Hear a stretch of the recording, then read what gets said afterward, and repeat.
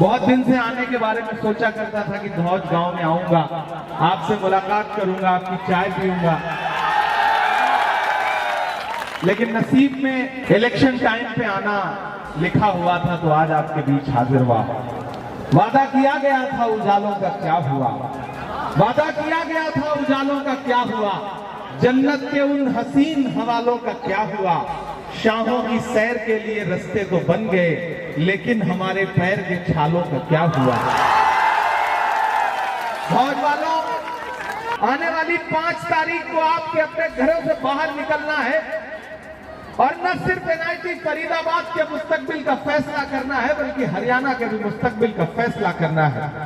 वो हरियाणा जो पिछले 10 साल से बाट जो रहा है विकास की, डेवलपमेंट की, रोजगार की, जिसे पिछले 10 साल में भारतीय जनता पार्टी की सरकार ने जी भर के लूटा है, बर्बाद किया है, वो हरियाणा बदलाव के मुहाने पे खड़ा है।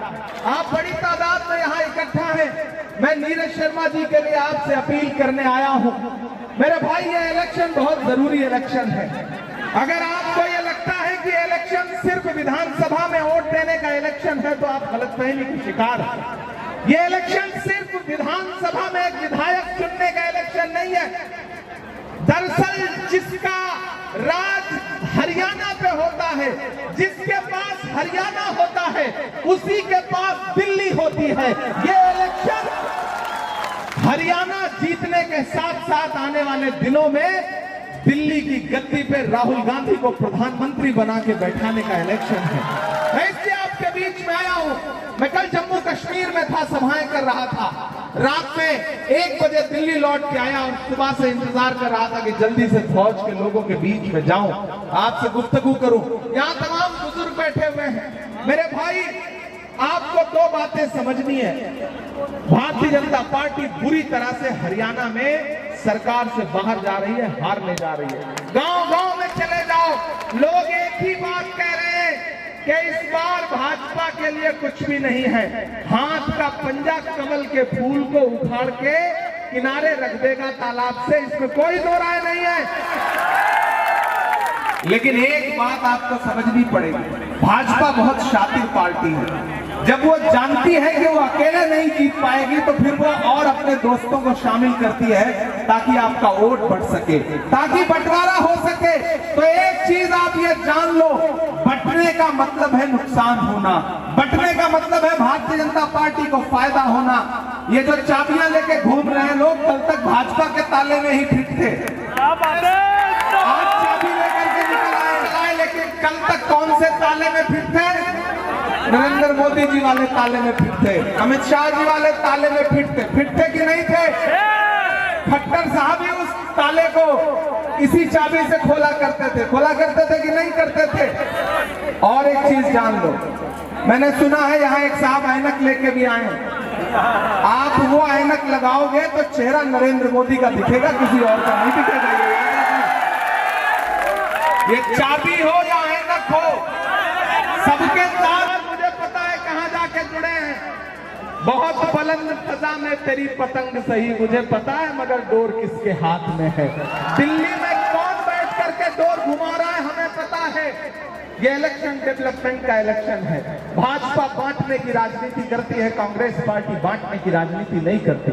मेरे भाई, मैं जब दिल्ली से चला और इन रास्तों पर चलता हुआ यहाँ पहुंचा, तो मेरी आंखों में भारत जोड़ो यात्रा का वो मंजर तैर रहा था कि जब इन्हीं सड़कों पे सुबह सुबह 5 बजे 6 बजे कोहरे में एक शख्स कन्याकुमारी से चलता हुआ लगातार अपने पैर के छालों की परवाह किए बगैर एक नारा लगाता हुआ जा रहा था कि नफरत के बाजार में मोहब्बत की दुकान खोलनी है।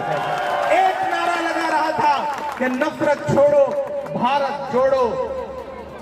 उस इंसान का नाम है राहुल गांधी। मैं चला हूं राहुल गांधी के साथ। फौज वालों, जब मैं राहुल गांधी के कंधे से कंधा मिला के भारत जोड़ो यात्रा में चल रहा था, तो लोग मुझसे कहते थे कि इमरान साहब आप तो शायर हैं, आप क्या कहेंगे, आप राहुल गांधी को चलते हुए देख रहे हैं। तब मैं कहता था कि जो हर जालिम से टकराएगी वो आंधी बनाऊंगा, जो हर जालिम से टकराएगी वो आंधी बनाऊंगा। नए अंग्रेज आए हैं, नया गांधी बनाऊंगा। मैं चला हूं राहुल गांधी के साथ। और आज आपके गांव में आपसे ये कहने आया हूं, मैं इकराम साहब का शुक्रिया अदा करूंगा कि इन्होंने महसूस किया, इन्होंने समझा कि बंटने से कोई फायदा नहीं है। ये लड़ाई दो विचारधाराओं के बीच में है, एक तरफ नफरत की विचारधारा खड़ी है और एक तरफ मोहब्बत की विचारधारा खड़ी है, जिसके अलमबरदार राहुल गांधी हैं। मैं राहुल गांधी का सिपाही बन के आपके बीच में आया हूं मेरे भाई, और आपसे ये कहना चाहता हूं कि मैं किसी राजनीतिक परिवार से नहीं आता हूं। मेरे वालिद राज्यसभा या लोकसभा में या राजनीति में नहीं है, मेरे दादा राजनीति में नहीं है, लेकिन मेरे जैसे इंसान को, बोलने वाले इंसान को राहुल गांधी जी ने हाथ पकड़ के कहा कि इमरान प्रतापगढ़ी जाओ, देश की सबसे बड़ी पार्लियामेंट में, राज्यसभा में बैठो, तुम्हारी जरूरत वहां है। आपके बेटे को ताकत देने का काम किया उन्होंने, और आप इस बात के गवाह हैं। हरियाणा, मेवात के जो पूरा इतिहास है, इस बात का गवाह है। आपने सुनी हुई होंगी पार्लियामेंट में मेरी बातचीत, मेरी आवाज, मेरी तकरीरें, कि पिछले 2 साल में हिंदुस्तान की पार्लियामेंट में एक लम्हा ऐसा नहीं गुजरा होगा कि जब मुझे वहां बोलने का मौका मिला हो तो मैंने आपके मन की बात को वहां पर आवाज देने का काम न किया हो। मैं लड़ा हूं, मैं मुसलसल बोल रहा हूं, मैं इसलिए जिंदा हूं कि मैं बोल रहा हूं। दुनिया किसी गूंगे की कहानी नहीं लिखती। मैं लगातार ऐसे वक्त में जब बोलने पर पाबंदी हो, आवाजों पर पाबंदी हो, सोचने पर पाबंदी हो, सरकारें लोगों को कुचलने का काम कर रही हो, ऐसे समय में मैं डरा नहीं, मैं झुका नहीं, कहीं छुप छुपा के खड़ा नहीं। जो डटे हुए हैं महाज पर, मुझे उन सफों में तलाश कर, मैं मुसलसल लड़ रहा हूं।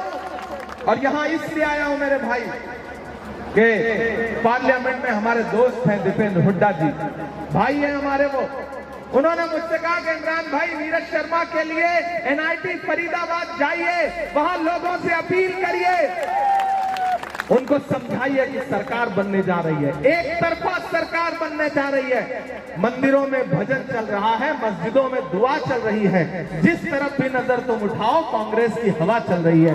पूरा हरियाणा एक सुर में, क्या हिंदू, क्या मुसलमान, क्या सिख, क्या ईसाई, क्या दलित भाई, हर व्यक्ति एक सुर में कह रहा है कि कमल अब मुरझा रहा है और हाथ का पंजा लगातार छाने जा रहा है। हरियाणा में सरकार बनने जा रही है। इसका इससे बड़ा सबूत क्या हो सकता है कि चुनाव से 6 महीने पहले खट्टर साहब को यहां से हटा करके दिल्ली भेज दिया गया और यहां से आपके ऊपर एक पर्ची वाले मुख्यमंत्री थोप दिए गए। लेकिन भाजपा की कोई भी तरकीब काम नहीं आ रही है। हरियाणा की जनता ने मन बना लिया है। हरियाणा की जनता महंगाई से परेशान है। हरियाणा के लोग सेना में जाने वाले लोग हैं, अपने खून पसीने से भारत की सरहदों की हिफाजत करने वाले लोग हैं। लेकिन इस सरकार ने क्या किया, अग्निवीर ला करके हरियाणा के नौजवानों के सपने को तोड़ने का काम किया। खुद को 75 साल की उम्र में भी प्रधानमंत्री बनने का सपना पालेंगे, लेकिन हरियाणा के युवाओं से कहेंगे कि तुम नौकरी लो और 4 साल में रिटायर होकर के घर बैठ जाओ। इन्होंने नौजवानों के साथ धोखा किया, इन्होंने महिलाओं के साथ धोखा किया। ये नारा लगा करके आए थे कि बहुत हुई महंगाई की बार, अब की बार मोदी सरकार। फिर हालत क्या हुई कि 58 रुपए वाला पेट्रोल 100 रुपए के पास पहुंचा दिया, 400 का गैस सिलेंडर 1000 के पास पहुंचा दिया। नारा क्या लगाया था कि हम आएंगे तो चौकीदारी करेंगे, यही नारा लगाया था ना। ये कहा था कि खजाने की चाबी मुझे सौंप दो, मैं देश नहीं लुटने दूंगा। लेकिन पिछले 10 साल में देश को नफरत के अलावा भारतीय जनता पार्टी ने कुछ नहीं दिया और हरियाणा को सबसे ज्यादा लूटा गया। जबकि हरियाणा दिल्ली से सटा हुआ राज्य है तो सबसे ज्यादा डेवलपमेंट की जरूरत यहां थी। मैंने नीरज भाई को लड़ते हुए देखा है असेंबली में। आज तक और कोई ऐसा एमएलए नहीं मिला जो इन फासिस्ट ताकतों के खिलाफ खड़ा हो जाए कफन पहन करके और ये कहते कि मैं कफन बांध के आया हूं, मैं अपनी जनता के लिए लड़ूंगा, कफन खुद लेके आया हूं, तुम मेरा जो बिगाड़ सकते हो बिगाड़ लो। ऐसे मशहूर, मजबूत, और चूंकि ये इनका दोहरा अधिकार है मेरे ऊपर। मैंने सुना है कि इस विधानसभा में हमारे उत्तर प्रदेश के भी बहुत सारे प्रवासी साथी रहते हैं, प्रतापगढ़ के भी कुछ साथी हैं। अभी मुझे पता चला कि एक बुजुर्ग यहाँ पर है, वो मिलना चाहते हैं, मैं भी मिलूंगा अभी उनसे। तो मैं आपसे एक गुजारिश और करना चाहता हूँ कि मेरे भाई नीरज शर्मा को जिताइए। जब 5 तारीख को अपने घरों से बाहर निकलिए तो ये सोच के निकलिए कि नीरज शर्मा को हाथ के पंजे के सामने वाला बटन दबा के दिया गया आपका एक वोट सिर्फ नीरज शर्मा को नहीं मिलेगा, मोहब्बत के उस मसीहा को मिलेगा जिसका नाम राहुल गांधी है। नीरज शर्मा को आपका दिया गया एक वोट सिर्फ नीरज शर्मा को नहीं मिलेगा, भाई दीपेंद्र हुड्डा को मजबूत करेगा, उनको ताकत देगा। नीरज शर्मा को आपका दिया गया एक वोट इमरान प्रतापगढ़ी के ऊपर आपका एहसान होगा, ये मैं आपसे गुजारिश करने आया हूं। इसलिए कहता हूं कि नीरज भाई को जिताइए, नीरज भाई को आप जिताएंगे। आप बहुत समझदार लोग हैं, मैं इशारे में आपसे एक ही बात कहूंगा कि मेरे भाई भटकिए मत, बटिए मत, सरकार बनने जा रही है। दिल्ली के गलियारों में मीडिया के किसी भी साथी से पूछ लो, हर आदमी कहेगा कि भाजपा हरियाणा में लड़ाई में है ही नहीं, एक तरफा कांग्रेस की सरकार बनने जा रही है। ऐसे में